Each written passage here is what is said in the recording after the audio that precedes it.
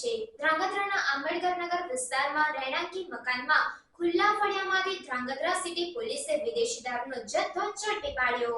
સુરેન્દ્રનગર જિલ્લા પોલીસ વડા ડોક્ટર ગિરીશ પંડ્યાના માર્ગદર્શન હેઠળ ધ્રાંગધ્રા નાયબ પોલીસ અધિક્ષક જે.ડી. પુરોહિતની સૂચનાથી ધ્રાંગધ્રા સિટી પોલીસ મથકના ઇન્ચાર્જ પોલીસ ઇન્સ્પેક્ટર એમ.કે. પરમારના સીધા માર્ગદર્શન હેઠળ ASI AA. Malik, police head constable BJ. Solanki, Brijrajsinh Zala, Pratapsinh Rathod, Pravinbhai Chavda, Sanjaybhai Mundva, સરપ્રાઇઝ મલેક, વિશાલભાઈ ડાબી સહિતના પોલીસ સ્ટાફ પેટ્રોલિંગમાં હોય તે સમયે મળેલ ચોક્કસ બાતમીના આધારે ધ્રાંગધ્રા શહેરના આંબેડકર નગર વિસ્તારના રહેણાંકી મકાનમાં ખુલ્લા ફળિયામાંથી ભારતીય બનાવટની વિદેશી દારૂની અલગ અલગ બ્રાન્ડ્સની 243 બોટલો જેની કુલ કિંમત રૂપિયા 72,600 તથા એક મોટરસાઇકલ મળી કુલ કિંમત રૂપિયા 97,600નો મુદ્દામાલ કબજે કરી અલ્પેશભાઈ ઉર્ફે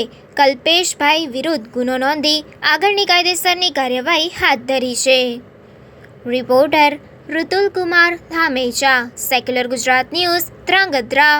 સમાચારોની અવનવી અપડેટ્સ માટે જોતા રહો સેક્યુલર ગુજરાત ન્યૂઝ। સાથે સેક્યુલર ગુજરાત ન્યૂઝ ચેનલને લાઇક, શેર અને સબસ્ક્રાઇબ કરો અને બેલ આઇકોન દબાવીને સમાચારોની ઝડપી માહિતી મેળવો।